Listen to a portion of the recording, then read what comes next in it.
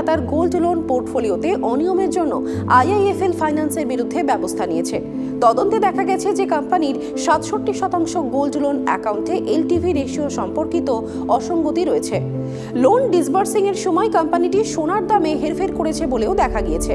এর পরিপ্রেক্ষিতে আইআইএফএল ফাইন্যান্সকে নতুন গোল্ড লোন ইস্যু করতে নিষেধ করেছে আরবিআই।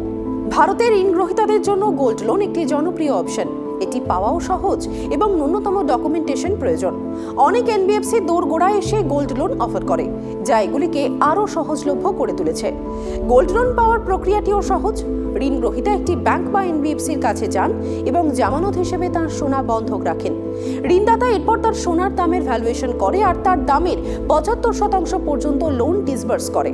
লোন নেওয়ার আগে সোনার দাম নির্ধারণ করা গুরুত্বপূর্ণ। এটি আপনাকে নিশ্চিত করতে সাহায্য করবে যাতে আপনি ঋণদাতার কাছ থেকে একটি ফেয়ার ডিল পান। আজকাল তানিষ্ক এবং কল্যাণ জুয়েলার্সের মতো অনেক প্রতিষ্ঠান বিনামূল্যে গোল্ড ভ্যালুয়েশন সার্ভিস দিয়ে থাকে। এতে আপনি একটি রসিদও পাবেন।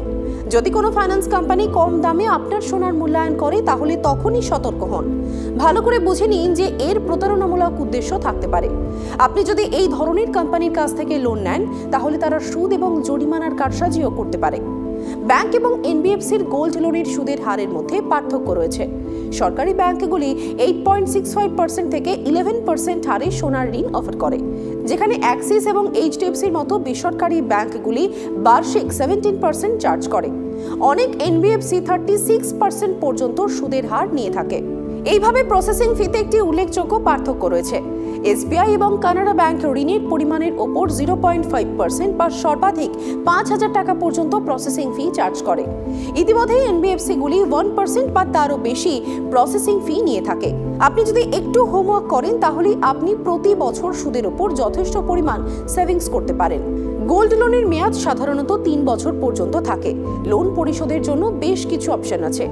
প্রথম অপশনে আপনাকে প্রতি মাসে সুদ দিতে হবে, আপনি শেষে মূল টাকা পরিশোধ করতে পারেন। আর দ্বিতীয় অপশনে ইএমআই গণনা করার জন্য সুদ এবং মূলধন একত্রিত করা হয়, আপনাকে প্রতি মাসে এটি দিতে হবে।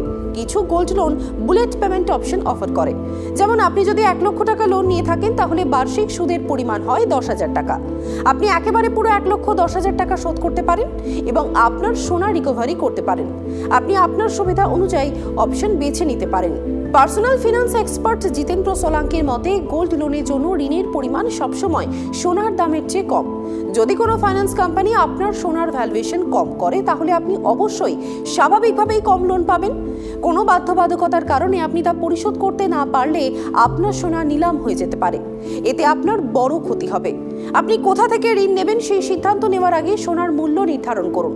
সুদের হার এবং প্রসেসিং ফি সম্পর্কে পুঙ্খানুপুঙ্খ জানুন। ব্যবসার লাভের কারণে বাজারে সোনার ঋণ প্রদানকারী ঋণদাতাদের আধিক্য রয়েছে। শুধুমাত্র আরবিআই নিয়ন্ত্রিত ব্যাংক বা ফিনান্স কোম্পানির কাছ থেকে গোল্ড লোন নেওয়া উচিত। আপনার লোন পরিশোধের ক্ষমতার উপর ভিত্তি করে ঋণের পরিমাণ এবং অপশন বেছে নিন।